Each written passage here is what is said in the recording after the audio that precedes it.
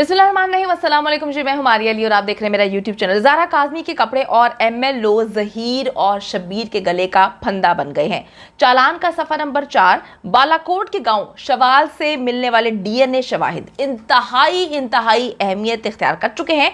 तशद्दुद के निशानात मिटाने की तमाम तर कोशिशें जो हैं वो नाकाम हो चुकी हैं। क्रोमोसोम्स टेस्ट में भयानक किस्म के इंकशाफात। एमएलओ में ज़ारा काज़मी के बयान की क्या अहमियत है, आज की वीडियो में इस पर रोशनी डालेंगे। वीडियो जी इंतहाई इंपॉर्टेंट है। आपके सारे सवालात के जवाबात इस वीडियो में हैं और सवालात के जवाबात देंगे एक प्रोफेशनल सीनियर डॉक्टर, जिससे आपको पता चल जाएगा कि एमएलओ क्यों ज़रूरी है, क्यों होना चाहिए और अब तक जो है वो स्टेटस क्या है, कहाँ तक चीज़ें पहुँच चुकी हैं। अच्छा जी, कमसिन मुगविया ज़ारा काज़मी के एमएलओ को कसदन जो है वो डिले किया जा रहा है। जानबूझकर डिले करने की जो हरबे हैं वो अपनाए जा रहे हैं। तकरीबन 1 महीने से ज़ायद का अरसा गुजर चुका है, मुसलसल डिले कर रहे हैं ताकि जो जिनसी तशद्दुद और शवाहिद हैं उसको मध्यम किया जा सके।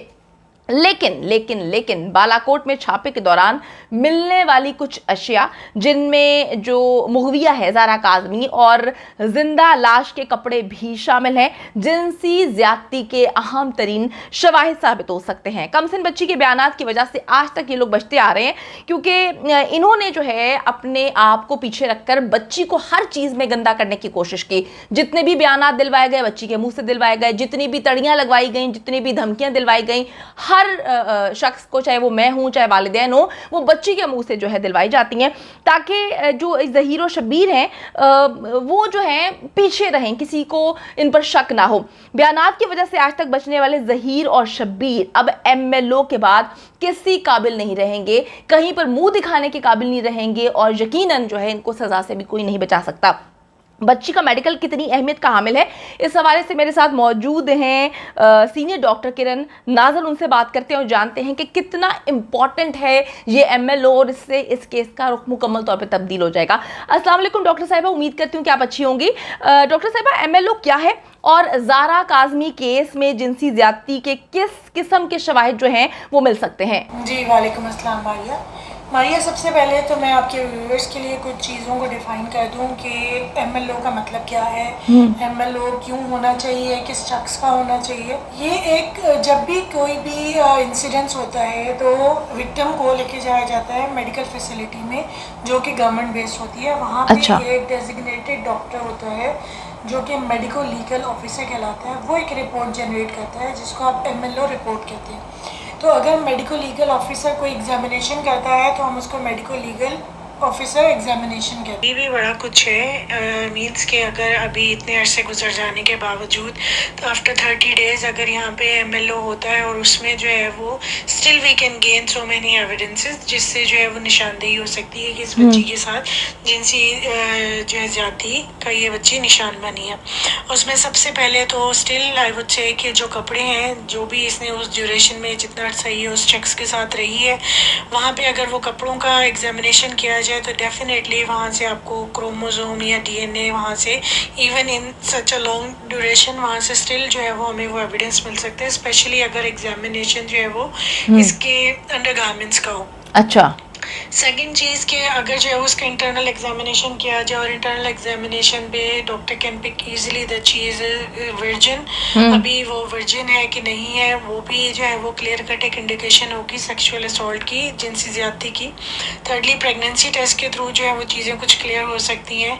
फोर्थली अगर जो है वो इस बच्ची का एग्जामिनेशन किया जाए तो चूँकि इतनी मासूम बच्ची है, डेलिकेट बॉडी होती है, तो स्टिल अगर कोई तशद्दुद के निशानात हैं जैसे कि डीप वूंड्स होते हैं, गहरे निशान है, गहरी चोट लगी हुई है किसी जिस्म के हिस्से पे, तो वो अभी भी आपको उसके निशानात मिल सकते हैं। वहाँ पे नील के निशान मिल सकते हैं, वहाँ पे टेंडरनेस यानी कि अभी भी दुखन मिल सकती है वहाँ पे।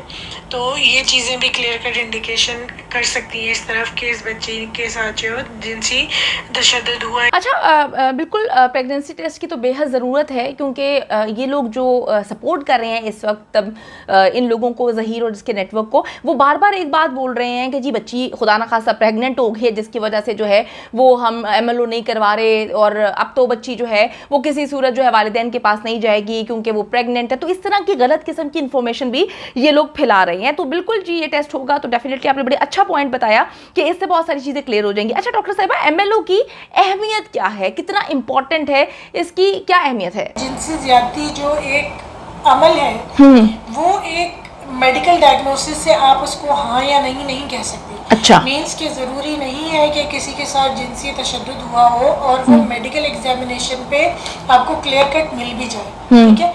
तो इसलिए it is not a medical diagnosis, it is a legal situation जिसको आप लीगली तौर पे हैंडल करते हैं।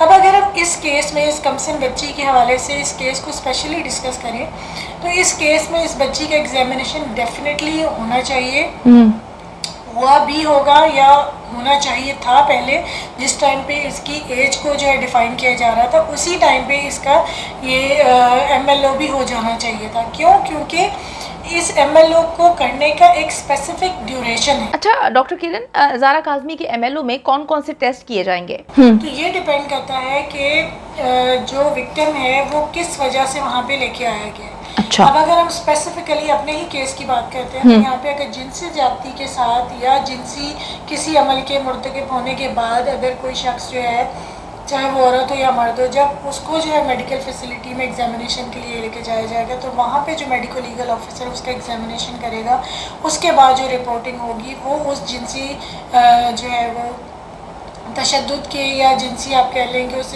अमल के इर्तिकाब के बाद वो टेस्ट जो उन्होंने किए होंगे उसकी वो रिपोर्ट करेंगे। अब इसमें कौन कौन से टेस्ट होंगे? तो इसमें सबसे पहले तो पेशेंट या विक्टिम जो भी वहाँ पे लाया गया उसका एक ज़ाहिरी जो है मुआयना किया जाएगा। फिर उसके ज़ाहिरी जिस्म का एक मुआयना किया जाएगा जिसमें उसके पूरे जिस्म को आगे से पीछे से हर जगह से हर एंगल से चेक किया जाएगा, जिसमें देखा जाएगा कि उस पर कोई तशद्दुद का निशान, कोई इंजरी का निशान, किसी किस्म का कोई ब्लूज जिसे हम नील का निशान कहते हैं। तो हर तरह का एग्जामिनेशन एक बाहर से, जिसको आप एक्सटर्नल एग्जामिनेशन कहते हैं, वो किया जाता है। अच्छा, अब हर एग्जामिनेशन की एक अपनी इम्पोर्टेंस है। अब जो कपड़ों का एग्जामिनेशन है वो किस लिए इम्पोर्टेंट है कि अगर जैसे जिनसी ज़्यादती के शिकार जो लोग वहाँ पे लाए जाते हैं तो उसमें देखा जाता है कि जब वो अपने आप को छुड़ाने के लिए स्ट्रगल कर रहे हैं तो उनके कपड़े जो हैं वो फटे हुए हो सकते हैं, या उनके कपड़ों पे कोई जो है वो सीमन का निशान हो सकता है या ब्लड का निशान हो सकता है, या जो उनके साथ जिस शख्स ने जिनसी ज़्यादती की है उसके कोई बाल हो सकते हैं उनके कपड़ों पे, यानी किसी भी किस्म का DNA एविडेंस जो है उनके कपड़ों से मिल सकता है। फिर जिस्मानी जो अगर हम देख रहे हैं, जो बैरूनी तौर पे एक्सटर्नल देख रहे हैं, उसमें ऑब्वियसली जैसे मैंने आपको बताया कि उसमें पता चलेगा कि बॉडी पे कोई इंजरी तो नहीं है, जिससे पता चल सकता है कि भाई किस किस्म का जो है वो तशद्दुद हुआ है।